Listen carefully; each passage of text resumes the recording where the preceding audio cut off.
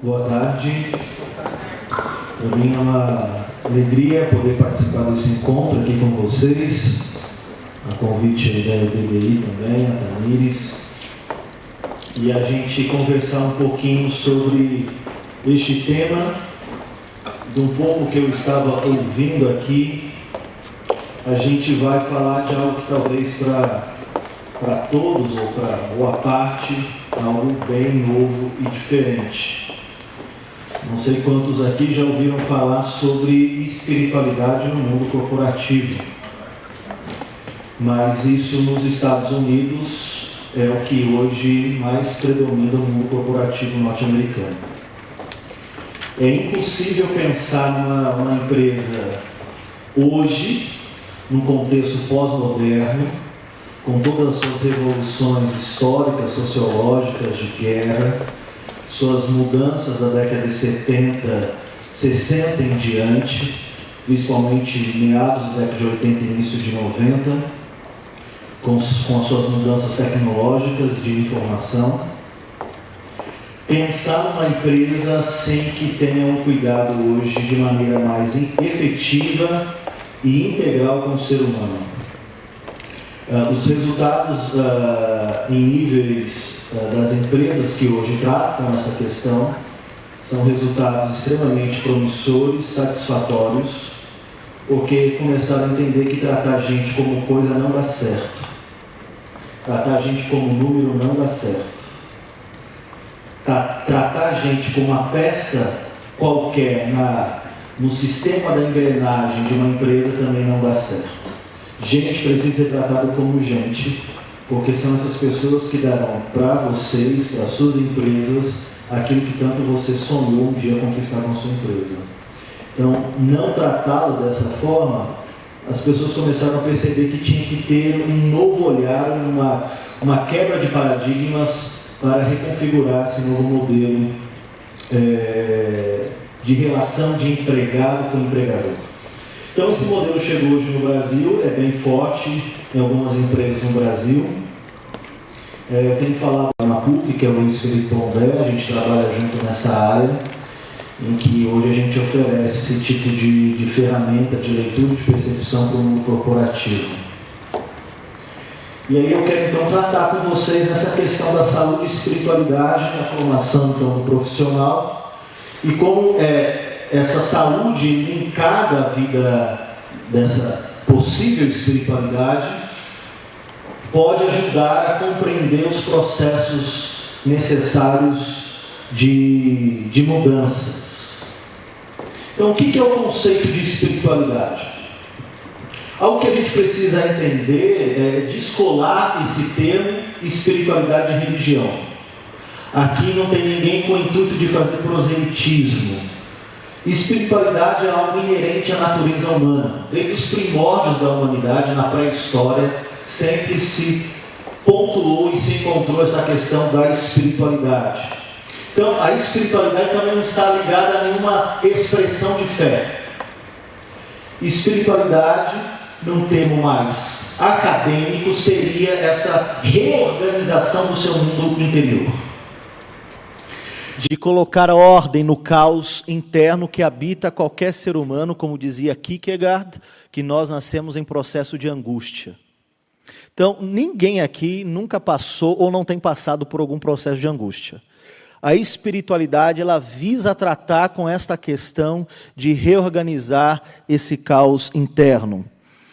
Um filósofo e antropólogo francês, Teilhard de Chardin, ele disse que nós não somos seres humanos passando por uma experiência espiritual. Nós somos seres espirituais passando por uma experiência humana. É uma outra percepção. Então, se nós somos seres espirituais, que estamos nesse processo de uma transformação numa categoria humana, como é que isso, então, reage nessa integralidade que é a nossa vida humana? Então, um ateu pode viver uma espiritualidade. Um dos grandes pensadores do século passado, da década de 50 e 60, Cioran, crítico de Nietzsche, tem um tratado muito maravilhoso sobre espiritualidade ateia. Então, se você que está aqui não tem nenhuma posição de fé ou acha a religião algo bobo, você pode mesmo assim ter uma espiritualidade, porque isso transcende essa categoria. Bom, partindo disso, o que é o conceito de saúde? Se tem alguém aqui da área da saúde, isso também ajuda a entender essa questão. Cada um aqui, se a gente abrisse para perguntar aqui, interagir, cada um aqui tem uma definição sobre o que é saúde, ou quais são os sinais de uma vida saudável. A questão é que quando a gente olha para a vida, e a gente vê que uma pessoa que não tem mais disposição para viver, ela não está bem. Uma pessoa que não tem paixão pelas coisas, ela não está bem. Uma pessoa que não se encanta pela vida, pelo sorriso de uma criança, pelo canto de um pássaro, uma viagem que ela faz e contempla uma natureza, e ela não tem encanto por isso, ela não está bem. Nisso é uma perspectiva mais psicológica da leitura do ser humano, porque ela vê o mundo somente preto e branco. Uma forma de você também ver que uma pessoa ela está com a sua saúde em pleno estado, ela saber sorrir, amar, se encantar, dormir bem, se exercitar, se relacionar bem. Pessoas que têm sérias dificuldades nos seus relacionamentos interpessoais são pessoas internamente com sérias dificuldades. Então, como você pode perceber isso agora a partir de você? Quando você olha para as suas relações, principalmente dentro do ambiente de trabalho, que é o lugar onde você passa o maior tempo da sua vida. Não é na sua casa, é dentro da sua empresa.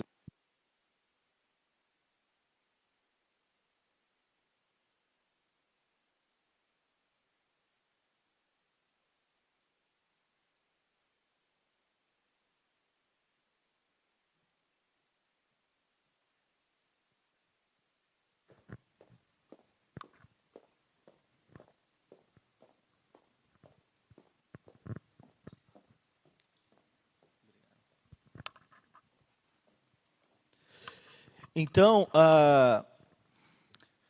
pessoas que se relacionam de maneira doentia, ou seja, destratando, depreciando o outro, diminuindo o outro no ambiente de trabalho, você percebe que aquilo é resultado de algo externo daquele ambiente, que já faz parte de fato da formação dessa pessoa, mas que ela leva para o ambiente de trabalho e aquilo afeta todos que estão envolvidos.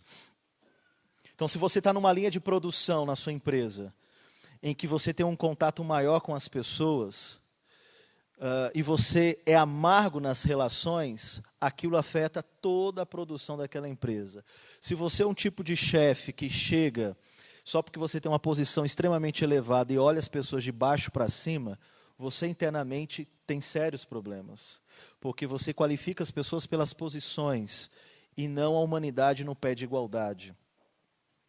Então, como é que a gente consegue já perceber, porque doença física não é só essa questão que a gente somatiza no corpo, mas é uma questão também bastante psíquica. Então, a pessoa que vive com dificuldades na área da saúde, ela se perdeu de si, ela não se possui mais. Ela não tem mais o controle das suas emoções e das suas ações. E, via de regra, uma pessoa desequilibrada emocionalmente, ela não se percebe naquilo que ela fala e naquilo que ela faz. Demora um pouco para cair a ficha.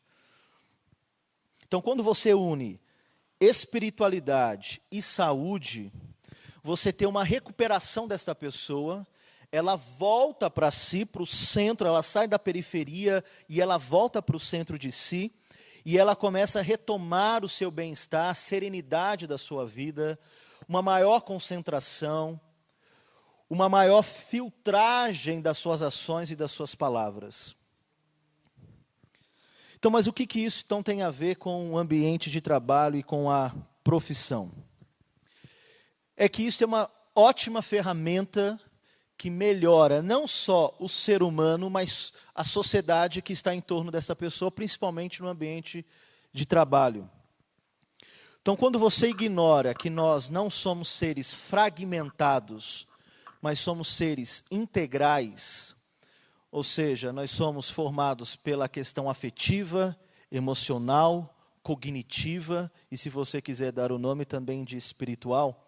Quando você entende que o ser humano ele tem essa integralidade que compõe a sua vida, e isso aqui é muito interessante, porque eu faço parte hoje de um grupo de médicos, em que a gente está estudando alguns fenômenos sobre a espiritualidade, e são médicos do Albert Einstein, do Sírio-Libanês, da Santa Marcelina e São Camilo, dirigido pelo professor e doutor Marcelo, neurocientista da USP, em que hoje os tratamentos de saúde nos hospitais, se não tiver espiritualidade, a ala de espiritualidade que vários hospitais hoje já têm, dificilmente você tem um avanço significativo no processo de cura do paciente. Porque os cientistas entenderam que estudar, implantar a espiritualidade na cura de um paciente é fundamental para a sua plena restauração. Então, veja só como é que a gente tem esta ferramenta que pode possibilitar 1000 possibilidades para a área de cada um. Então, se você também é o tipo de pessoa em que você valoriza mais a matéria em detrimento das demais coisas, a vida empobrece, ela fica pequena e se reduz somente a um ponto. A vida, ela é mais do que a matéria. A vida é mais do que uma posição bem-sucedida. A vida é mais do que uma conta bancária recheada.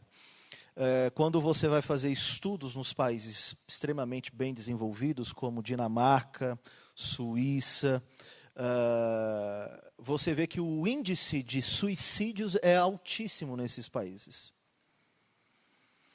Na Suíça é interessante que você tem, se não for todos os hospitais, a experiência que eu tive, alguns, é que eles têm uma ala lá em que as mulheres que não querem ter filhos, ela chega no hospital, ela entra numa ala reservada, secreta, ela aciona um botão, desce uma gaveta, ela coloca o feto dela lá, ela aperta de novo, a gaveta sobe, lá em cima não se sabe quem, recolhe a criança e a mulher volta para casa tranquilamente.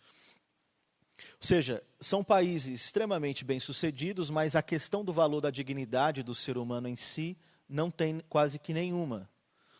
Ou seja, num país bem-sucedido, você pode ter a contenção da miséria, você pode ter a contenção da violência, da pobreza e tantos outros recursos, mas você não tem a contenção daquilo que está dentro do ser humano, que é a sua dor, a sua angústia, seu trauma, a sua decepção, seus principais dilemas, que a economia, que o dinheiro, que o poder, a fama não consegue tratar.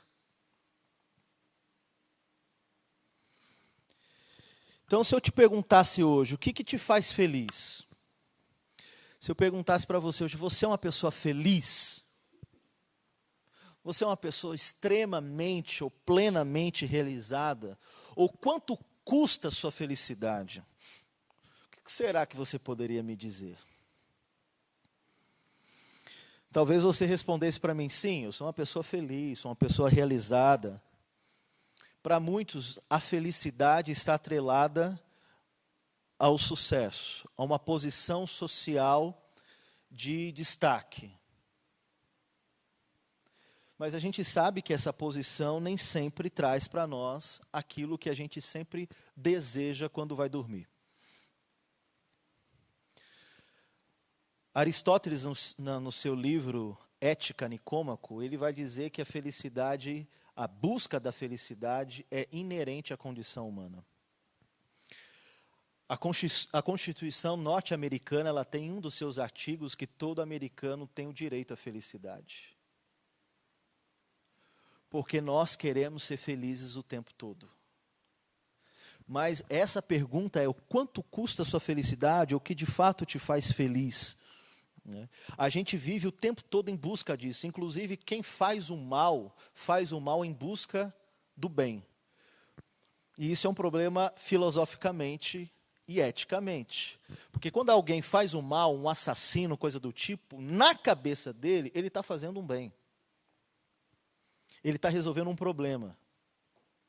Ou seja, todas as nossas ações como seres humanos está pautada como pano de fundo a felicidade, o bem-estar e uma suposta paz. A questão é como que a gente interpreta isso e como que a gente lida com isso. Não é?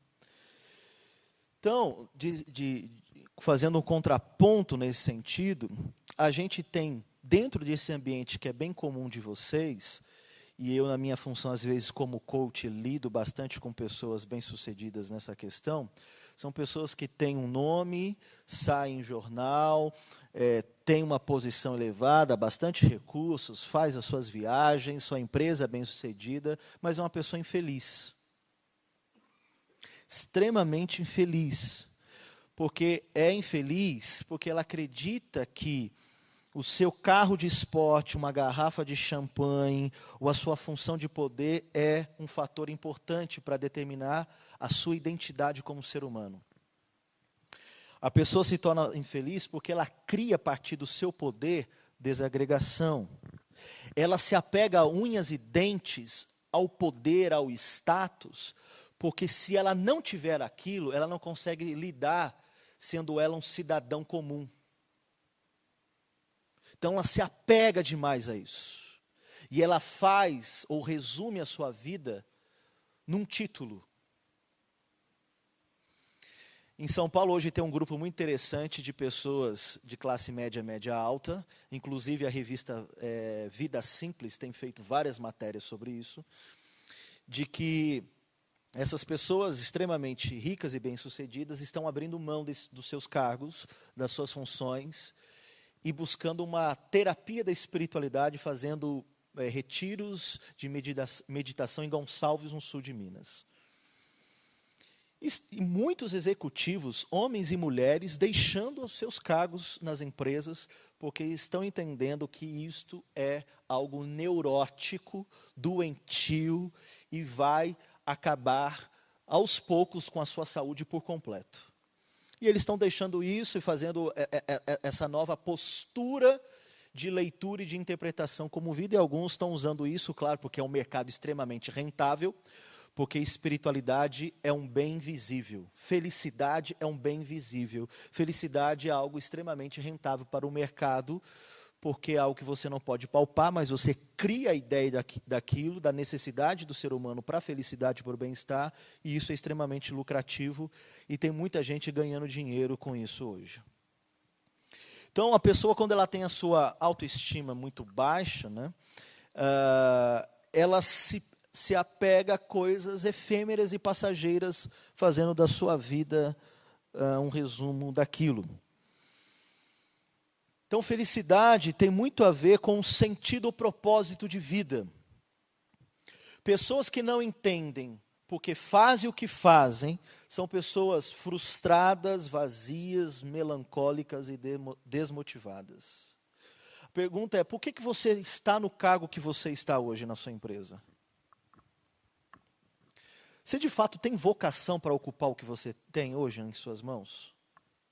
Só porque você tem uma boa formação acadêmica, você acha que você é capaz para fazer isso? Ou seu coração bate forte por causa disso? Ou porque você viu que era um mercado rentável?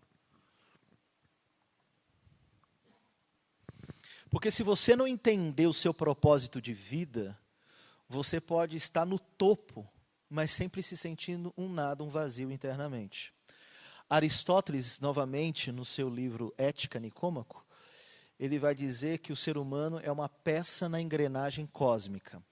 Ele vai dizer o seguinte: o sapo sapeia, a maré mareia, o pássaro canta. O ser humano é o único que foi destinado para fazer uma coisa, mas não faz aquilo para a qual foi feito fazer. De toda a ordem da criação, nós, seres humanos, somos os únicos desajustados para o propósito pelo qual nós existimos. E Aristóteles, ele vai ser bem radical, ele vai dizer, uma pessoa que deixa de cumprir o seu papel na existência cósmica, ela atrapalha o funcionamento da engrenagem. Porque uma pessoa que deixa de fazer aquilo pelo qual ela foi feita, ela atrapalha o sistema. E aí Aristóteles vai ser radical e vai dizer, essa pessoa tem que morrer, porque ela atrapalha o sistema. Ela precisa ser substituída. Olha que problema que a gente tem. Talvez você possa estar num lugar a qual você não foi feito para estar nele. E você tem que ter muita coragem para assumir isso e dizer, realmente, não é esse lugar. Aos olhos humanos eu estou muito bem, mas eu sei que eu não fui feito para isso. E ter coragem para sair desse lugar e se reinventar como ser humano. Pessoas muito corajosas e audaciosas conseguem fazer isso, se reinventar, começar novamente. Quando você olha para uma vida desajustada da sua saúde com a espiritualidade, a gente começa a perceber, por exemplo, alguns acidentes no ambiente de trabalho. Uma pessoa que não está bem, ela sofre um acidente no trabalho. Porque ela foi para o trabalho com 1000 outros problemas na cabeça. E ela vai chegar lá e a cabeça dela está pensando em como resolver isso. Problema com a mulher, problema com o marido, com os filhos, a conta que tem que pagar, a doença que ela não foi diagnosticada direito, ou a crise existencial dela, enfim, inúmeros problemas que a empresa pouco está se lixando para isso. E aí o chefe, o empregador, cobra dela uma produção, um estilo de pegada de funcionar naquela empresa que ela não vai conseguir corresponder. E aí falta da parte de muitas empresas, principalmente no seu alto escalão, a sensibilidade com a questão humana. De saber que cada uma daquelas pessoas que estão lá trabalhando para as empresas tem um nome, tem uma história, tem um endereço. E que a pessoa que tem a posição de poder, de chefia, quando senta para conversar com essas pessoas, ela tem um outro olhar sobre o ser humano. O Fantástico, um bom tempo atrás, fez uma matéria sobre isso, alguns episódios com o Mark Gehringer, sobre essa questão, né, do chefe pisando o chão da fábrica. É essa sensibilidade que a gente precisa ter, que a gente ignora constantemente naquilo que geralmente as empresas estão fazendo. O trabalho ele é feito de maneira desatenta, não tem excelência quando a pessoa não está bem. Quando a pessoa não entende qual o seu propósito de vida dentro daquilo que ela está atuando na empresa, ela pode ter vida, ela pode ter fôlego, mas ela não é apaixonada por aquilo que ela faz. Eu estou conversando com uma moça que ela é uma das representantes da Riachuelo, ganha muito bem, cargo extremamente importante, mas extremamente infeliz. E ela não é apaixonada pela existência dela naquela empresa. E todo dia para ela acordar é um tédio. Voltar para casa é a maior felicidade. Porque ela vê o trabalho dela como um peso, como uma obrigação e não como uma fonte de prazer. Quem não vê o trabalho como fonte de prazer está no lugar errado, precisa sair de lá. Porque a visão grega é uma visão de trabalho pela linha da escravidão. Porque Aristóteles, escrevendo novamente isso no seu livro Ética, ele vai dizer que somente os não intelectuais, a palavra é forte, os ignorantes ou burros precisam fazer o trabalho braçal. Porque o trabalho da reflexão é de uma classe privilegiada, ou seja, os filósofos não precisam pegar no batente, só pega no batente que não é capaz intelectualmente. Essa é a mentalidade grega do trabalho. A cultura judaica, o pensamento judaico, que é o pensamento que influenciou a cultura ocidental, vê o trabalho como uma fonte de delícias e de prazer, porque o trabalho ressignifica a vida humana e o próprio mundo, porque o trabalho, dentro da perspectiva judaica, é uma fonte de criação e você pode se igualar a uma divindade, já que a divindade cria, o ser humano cria através do trabalho. É uma outra leitura. Então, se você não tem esse prazer naquilo que você faz, é como dizia Sócrates, uma vida não avaliada não vale a pena ser vivida. Uma vida não avaliada não vale a pena ser vivida. Se você não avalia a sua vida constantemente, todas as suas ações, tudo aquilo que você produz, se aquilo de fato tem significado, você só é uma pessoa burocrática que cumpre o sistema muito bem feito, que está acionada aí no botão automático, que está fazendo coisas sem saber por que está fazendo. Porque você ainda não parou para avaliar a sua vida. Bom, se a gente entende que isso é um problema e que isso afeta a gente, afeta a nossa produção, nosso ambiente de trabalho, enfim, e isso então requer de nós uma mudança, uma nova postura, isso requer de nós uma administração desta mudança, de como que a gente pode se portar diante disso, né? Então nasce nessa realidade um novo olhar, um novo foco, né? Daquilo que você está vivendo, daquilo que você está fazendo, daquilo que você está criando, trabalhando, planejando, e eu estou colocando os verbos no gerúndio porque é uma ação contínua nossa de produção constante no ambiente de trabalho. Quando você se vê que isso não te dá mais frutos, não te dá mais resultado, isso não te dá mais prazer, né? Desculpe a palavra, isso não te dá tesão para você acordar louco pela manhã porque você tem um lindo projeto para executar, você se vê forçado a uma mudança. E aí você precisa fazer essa reconfiguração. Quando a gente pensa em mudança, a gente pensa em sofrimento, porque mudança mexe com a nossa estrutura. O ser humano não gosta de mudar. Nós gostamos da rotina, das coisas bem calculadas, bem organizadinhas, só que a vida humana ela é uma contingência. Esse é um termo filosófico para dizer que a vida nos pega surpresas. Nem tudo que você programa vai sair do jeito que você achou que sairia. Porque a vida faz isso aqui com a gente. Então, queira ou não, você sempre vai se pegar em vários momentos de mudanças na sua vida. Hipócrates, um filósofo, ele dizia que o ser humano ele é como a margem de um rio.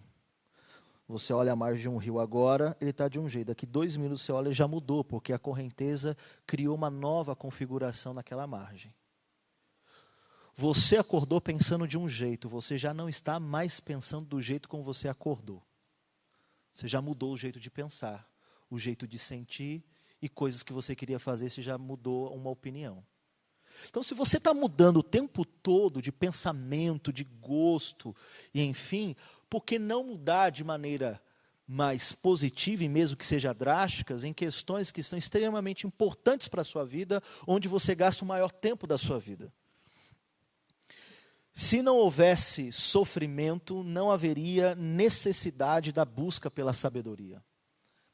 Só pessoas que já sofreram muito na vida são pessoas sábias. Isso a gente brinca muito em alguns encontros nossos de palestras e tal, de alguns pensadores brasileiros, é que gente que nunca sofreu é gente abobada, a gente é infantil, é boba. Ela acha que o mundo é um conto de fadas. É o que o Freud dizia, vive num processo de infantilização. O sofrimento faz a gente ficar mais firme, é o que a psicologia chama de resiliência. Você vai envergar, mas você não vai quebrar, mas você vai ficar casca grossa. E por isso é necessário encarar a mudança e o sofrimento que ela proporciona como algo positivo para se tornar mais homem, mais mulher, né?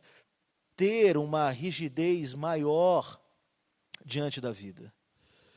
Então, se você é alguém que está passando por algum processo de mudança, isso está gerando em você uma agonia, você precisa ver isso como algo extremamente valioso na sua vida. Eu recomendo um livro muito bom do Rubem Alves, publicado pela editora Planeta, chamado Ostra Feliz Não Produz Pérola. Por quê? Se você estudar o processo da fabricação da pérola numa ostra, é o momento mais angustiante, doloroso, pavoroso de uma ostra. Porque entram vários grãos de areia dentro da ostra, aquilo começa a gerar nela um incômodo muito grande, e ela começa a se debater no mar, a se debater nas rochas, e aquilo vai gerando uma agonia, mas ela vai trabalhando com aquilo até que nasce uma pérola dentro dela, que vale aí dólares e dólares, reais e reais. Então você precisa pegar esse seu momento de mudança vocacional, profissional, de gestão da sua empresa e conseguir tirar pérolas disso. Mesmo que você se debata, mesmo que você queira bater a cabeça na parede, mas você precisa saber lidar com esse processo para tirar coisas preciosas que vai dar um novo valor para a sua empresa, para o seu cargo, para aqueles que estão subordinados a você, de confiar que você sabe gerir bem as mudanças necessárias da sua vida, da sua empresa e do mundo dos negócios.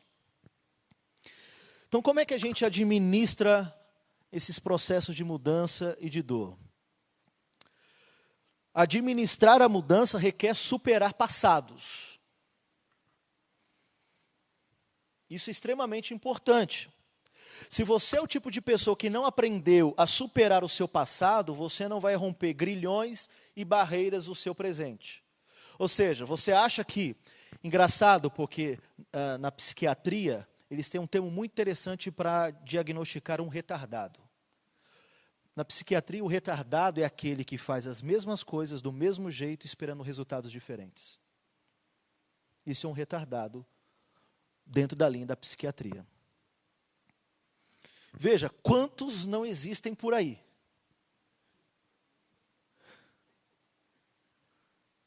Ou seja, se você acha que o método que você fazia lá atrás foi bom e deu certo, hoje ele não cola mais. O mundo se ressignificou, é outra postura, uma outra leitura, um novo jeito, uma nova abordagem. E ele não vai dar certo o seu método de 20 anos atrás, quiçá 5 anos atrás, porque nesse ambiente em que nós vivemos, 1 ano já é sim, uma mudança extremamente radical. Imagina usar métodos extremamente ultrapassados. E isso gera em nós grandes dores, porque a gente sofre decepções. Decepções que sofremos porque causamos ou porque recebemos. Todo mundo aqui tem uma decepção no seu ambiente de trabalho, porque decepção é igual mau hálito, todo mundo tem. Todo mundo aqui já passou por alguma decepção.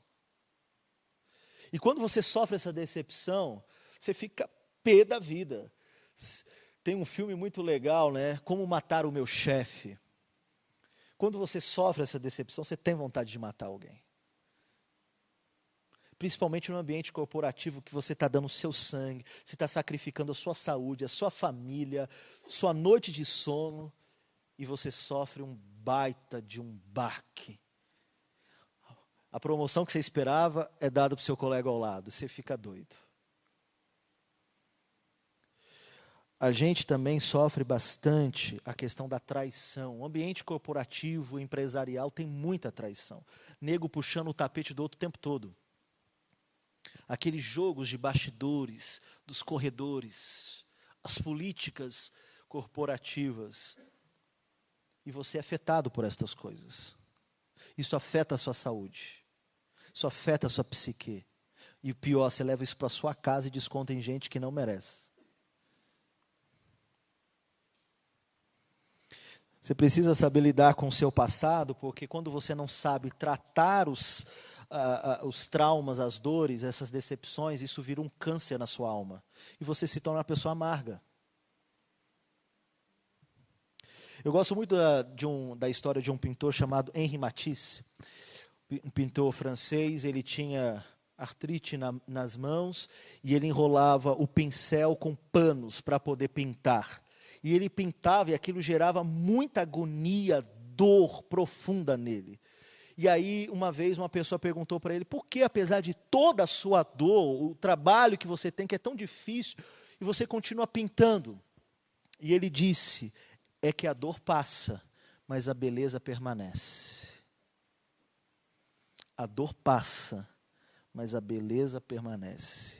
Quando você sabe lidar direito com a sua dor, e sabe trabalhar com a sua dor de maneira positiva, o que nasce dela é algo que pode se tornar inspirador, enriquecedor e fonte de entusiasmo para um monte de gente.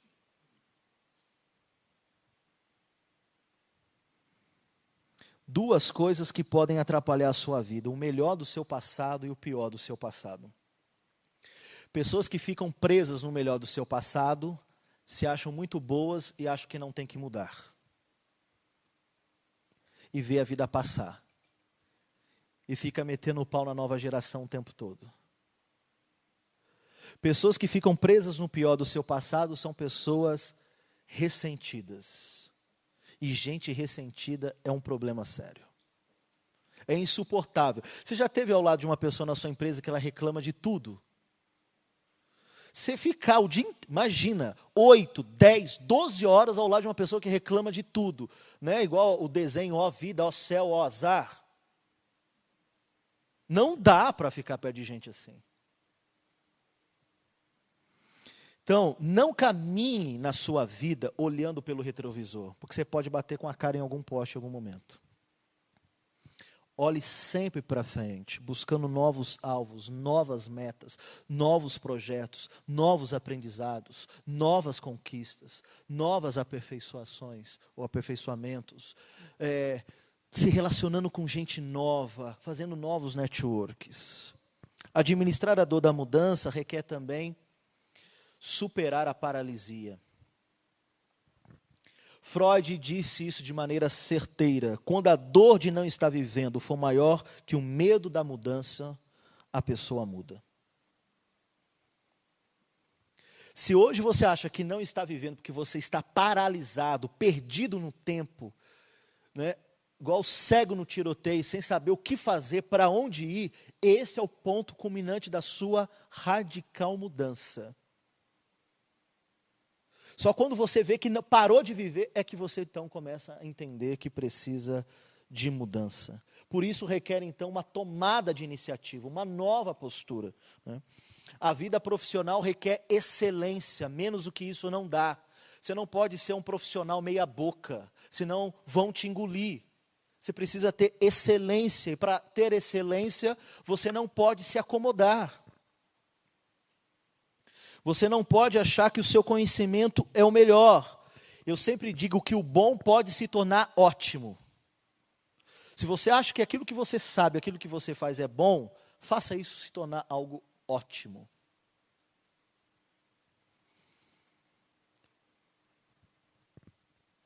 Quem está nesse ambiente não pode descansar um minuto sequer. É trabalho e trabalho o tempo todo. Né? Einstein já dizia isso, né? 99% trabalho e 1% inspiração. É suor, é leitura, é pesquisa. E quando geralmente as coisas estão indo muito, muito bem, assim, né? O vento está favorável para o nosso barquinho no mar, a gente tende a colocar o pé no freio. Falando, tá bom, as coisas estão acontecendo. Como esse ambiente ele é tão, né, volúvel, hoje você está muito bem, amanhã, meu amigo, você está quase quebrando. Por isso não pode se acomodar, tem que saber se reinventar o tempo todo, buscar novos sonhos. Eu gosto muito dessa palavra, entusiasmado. Entusiasmado significa estar com uma divindade dentro de si, esse é o termo grego. Entusiasmado é possuído de um Deus. Então, toda pessoa entusiasmada é uma pessoa cheia de potencial, cheia de algo maior do que ela, do que transcende dela. Então, buscar novos sonhos é estar em processo disso o tempo todo, entusiasmado, aquela indignação de que você não está pronto e não está legal, que tem mais para viver e conquistar o tempo todo. Fernando Pessoa já dizia isso, né? Que o homem é do tamanho do seu sonho. Quando você deixa de sonhar, quando você deixa de ter esperança, você acabou com o combustível da sua vida. Esperança e confiança são combustíveis diários para alguém que quer chegar longe, para alguém que quer ser de fato bem-sucedido, para alguém que quer conquistar novos alvos. Eu gosto muito de um pensador alemão do século XIX e XX, Erich Vogel, que ele escreveu todo um desenho da vida dele, do que ele queria chegar depois de 10 anos que ele escrevesse aquelas resoluções. Os livros que ele queria ter lido, os lugares que ele queria ter frequentado, os cursos que ele queria ter feito e realizado, ministrado, as universidades que ele queria dar aula na Alemanha. E aí na biografia dele, ele de maneira resoluta e determinada conseguiu alcançar os seus sonhos, os seus objetivos. Porque ele determinou um caminho. A gente precisa aprender a determinar caminhos para conquistar coisas novas. Administrador da mudança requer também superar a falta de visão. Eu gosto muito dessa ilustração, a visão da águia e da galinha. A galinha, ela só vê aquilo que ela cisca na sua pata, ou no seu pé. Ela não tem uma visão além daquilo. Tem muito executivo, dono de empresa, chefe com visão muito pequena, muito pobre. E por isso não chega a lugar nenhum. Visão de águia é a visão que faz você ver além das montanhas. É ser visionário. Eu acho interessante que em algumas reuniões de empresas, e a gente hoje tem um público jovem muito grande assumindo cargos importantes em empresas, você tem uma reunião para fazer ali uma discussão de novos projetos, novas ideias. E eu sempre fico me perguntando, coloco isso para o pessoal, qual é a fase da vida em que você mais foi criativo? Na sua infância. Na sua infância. E o ambiente de trabalho, todo mundo tem que ser muito sério, muito adulto. Claro que não é para ser a casa da mãe Joana, bagunçada e tal, não é isso. Mas é um ambiente muito rígido, muito pesado, não tem leveza. É todo mundo com a cara muito fechada, mal dá bom dia direito. E aí nessas reuniões, quando alguém traz um pensamento dessa criatividade, que às vezes pode ser infantil, você mata aquilo. Hoje, grandes empresas nas mãos de meninos, se é que a gente poderia dizer assim, são empresas extremamente rentáveis, ricas e bem-sucedidas. Porque eles resgataram esse processo da criatividade que empresas, instituições mais solidificadas ao longo da história foram matando esse poder de criação. A sua vida, ela não muda por aquilo que você sabe ou aquilo que você não sabe. A sua vida não muda por aquilo que você gosta ou aquilo que você não gosta. A sua vida só muda quando você decide mudar.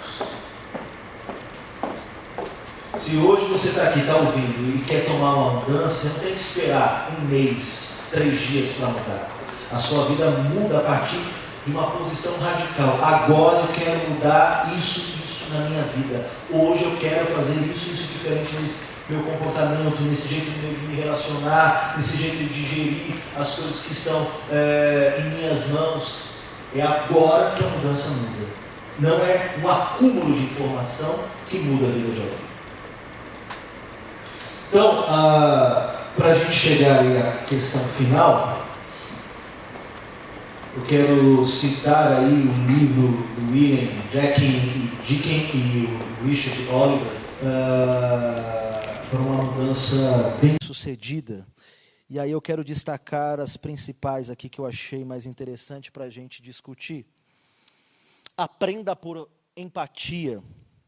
Desperte o seu interesse em saber como lidar com os outros, com as mudanças, saber trocar experiências, informações, é exercitar sabedoria. Ou seja, você não é o dono da verdade, você não é o dono da razão. Por mais que você tenha pós-doutorado, MBA, seja lá o que for, você não é o único que pode ter uma percepção boa da vida e das coisas. Saiba ouvir o outro, independente da função. Se é uma faxineira, ela pode ter uma resposta que pode mudar a sua empresa. Então é saber se relacionar com as pessoas, saber ouvir. A gente sabe falar muito, a gente tem cursos de oratória, mas a gente devia ter cursos de escutatória. A gente não sabe ouvir as pessoas. A gente precisa aceitar as mudanças. Quanto mais rápido você aceitar o inevitável, menos desgastes você tem. Tem coisas que você não tem como. Você tem que, como dizem o pessoal e os mais jovens, aceita que dói menos. Aceita, você não tem o que fazer. Agora é isso. Como vamos lidar com isso? Que posição, que abordagem, quais são as soluções, os caminhos, que construção precisamos ter? Isso diminui sofrimento, diminui trabalho. Liberte a sinergia. Quando você desenvolve ideias junto a outras pessoas, você passa a se sentir mais conectado. Saiba compartilhar suas ideias. E deixe que outras pessoas compartilhem as suas ideias.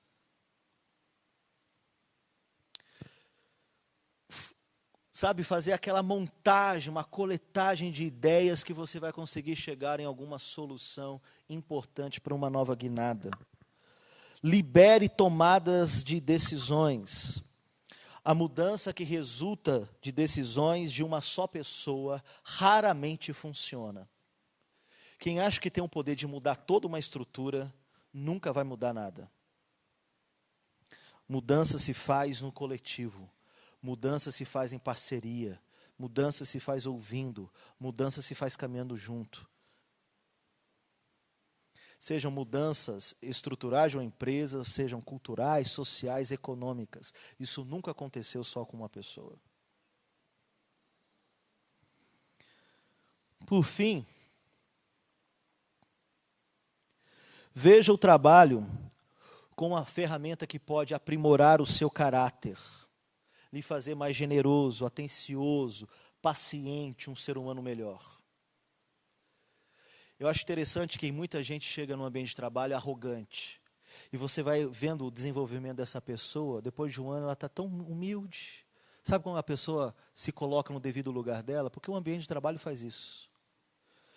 Tem ambiente de trabalho quando ele é saudável, você fica mais generoso, porque você começa a conviver de maneira mais harmoniosa, mais humana com as pessoas, e você fica mais generoso, você doa mais seu tempo, você doa mais seu dinheiro para ajudar o colega do trabalho.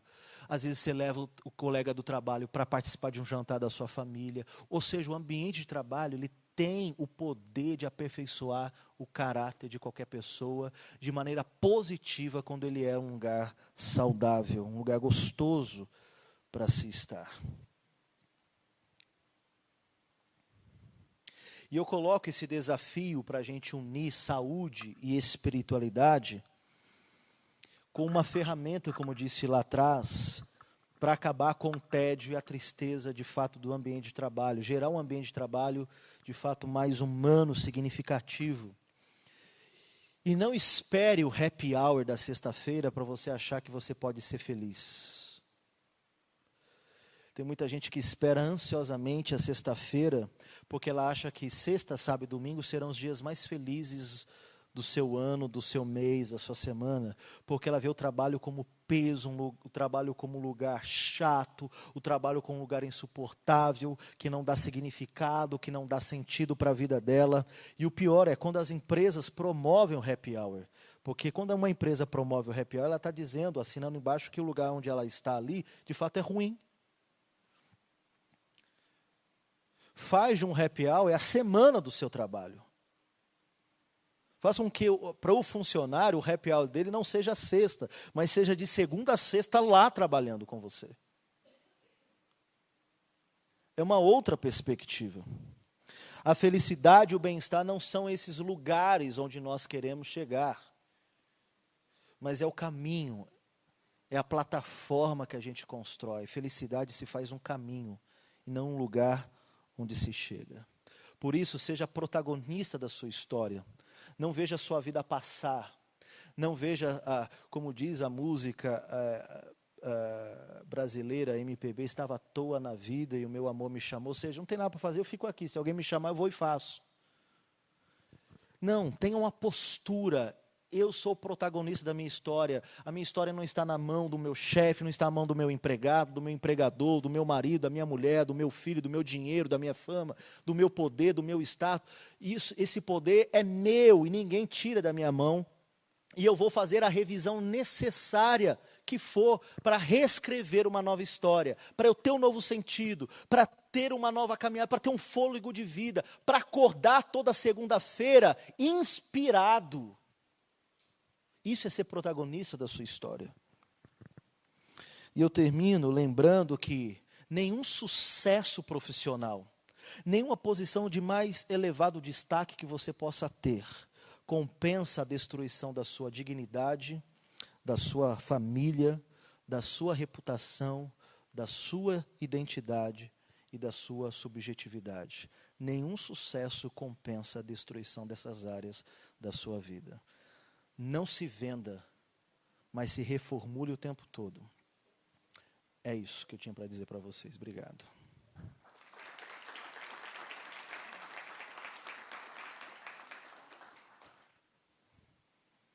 Muito obrigada.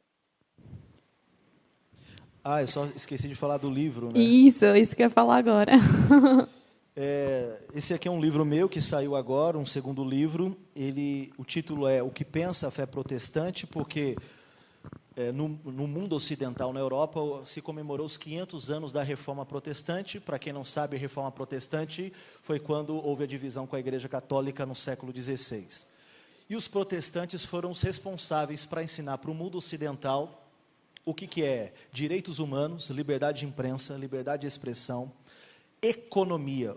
Max Weber, no seu livro Espírito Capitalista e Ética Protestante, que é o tratado da tese de doutorado dele, vai tratar exatamente sobre o que é a reforma protestante em deixar a Europa rica. Então, todos os países mais ricos da Europa tiveram como berço o protestantismo. Então, Suíça, Escócia, Dinamarca, Alemanha, Inglaterra, são berços do protestantismo. E aí, isso é tese de pesquisas hoje em economia para entender por que o leste europeu é pobre e os demais países da Europa são extremamente ricos. E o livro trata também sobre a questão da política, cultura, sustentabilidade, trabalho, ou seja, como é que o mundo europeu trata com o trabalho, a dignidade do ambiente de trabalho. Quem ensinou para o mundo que mulher tem que ganhar tanto quanto o homem e ter a mesma carga horária que o homem? Foi a Reforma Protestante, porque antes disso a mulher tinha trabalho escravo. Isso aconteceu no século XIX na Holanda, com Abraham Kuyper, que ensinou que a mulher merece dignidade e reputação, tanto quanto o homem no ambiente de trabalho. Então o livro trata sobre isso, o prefácio é do Luiz Felipe Pondé, e a gente vai sortear, e se você tiver interesse no livro, você pode me procurar depois. Isso, nós vamos sortear o livro agora. Então, eu e a Natália, a gente vai passar nas mesas. Coloquem o cartãozinho de vocês no potinho. Ou, quem não tem o cartãozinho, escreva no papel o nome para a gente poder fazer o sorteio. Tá bom? A gente já vai começar a passar já. Vai ter perguntas? Ou... tem alguém que queira fazer alguma pergunta? Ou eu posso descer? Christopher, tudo bom? Felipe, que lhes fala. Minha dúvida é mais uma consulta, na realidade, né? Você comentou bastante sobre uma tendência norte-americana sobre a questão do espiritualismo no ambiente corporativo, sobretudo com os executivos. Aqui no Brasil, quanto que o mindfulness está associado a essa cultura como uma ferramenta de superação, introspecção e reflexão sobre o indivíduo para com o ambiente externo, seja o ambiente externo, trabalho, sociedade, família e, obviamente, o indivíduo como, né, parte desse todo. A questão sobre em torno do mindfulness, você deve conhecer com certeza.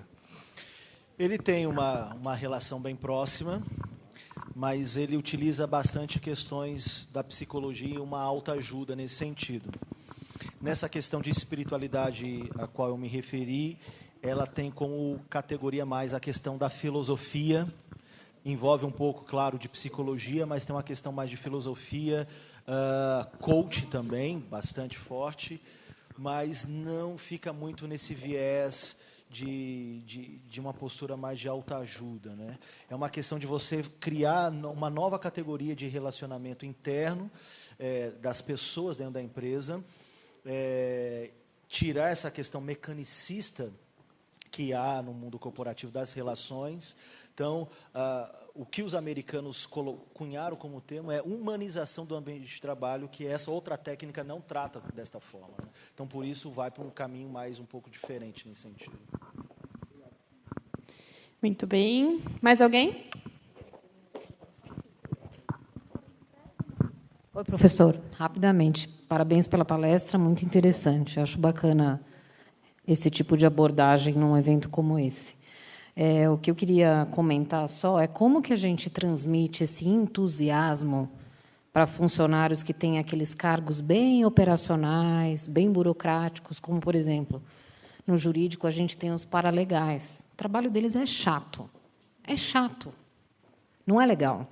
E, às vezes, tem muita gente que está há muitos anos fazendo a mesma função. Eu procuro sempre ensinar alguma coisa diferente, tentar desenvolver a pessoa para ela ocupar outro cargo mais estratégico, mais pensante, e tentar mesmo, muitas vezes, naquela própria atividade maçante, tentar fazer com que ele tenha alguma ideia, proponha alguma mudança. Mas é uma coisa chata, não é uma coisa fácil de se sensibilizar. Falar, pô, eu estou super feliz, porque hoje eu vou preencher um monte de ficha para entregar na junta comercial.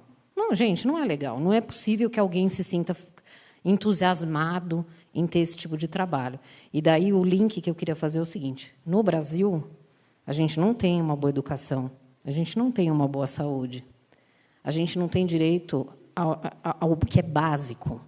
Então, muitas vezes, é difícil, às vezes, você chegar para uma pessoa e falar assim, olha, depende de você, você tem que ter coragem para mudar. Porque, pô, tá bom, eu acho uma droga, por exemplo, o meu trabalho. Eu não estou falando de mim, eu sou super entusiasmada com o meu trabalho.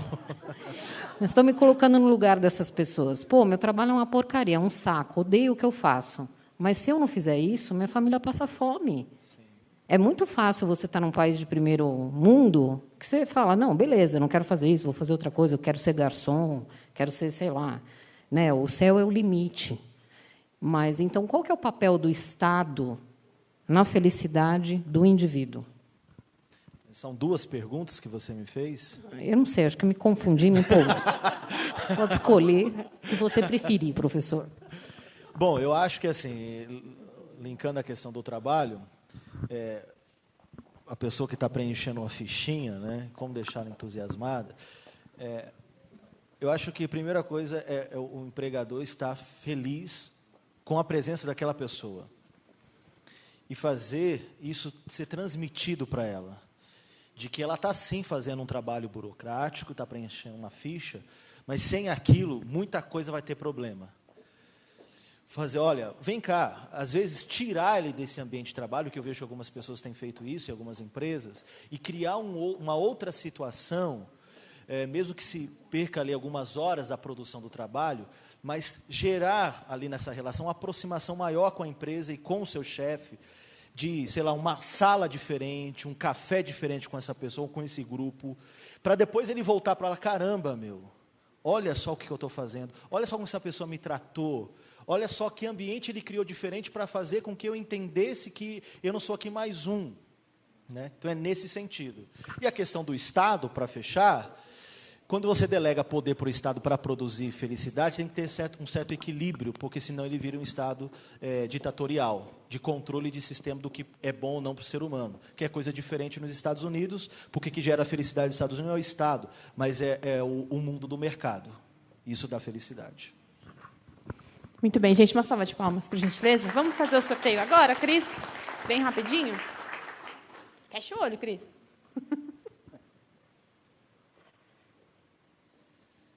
Hélio Takahashi, é isso? Takashi? Muito bem. Uma salva de palmas, pessoal.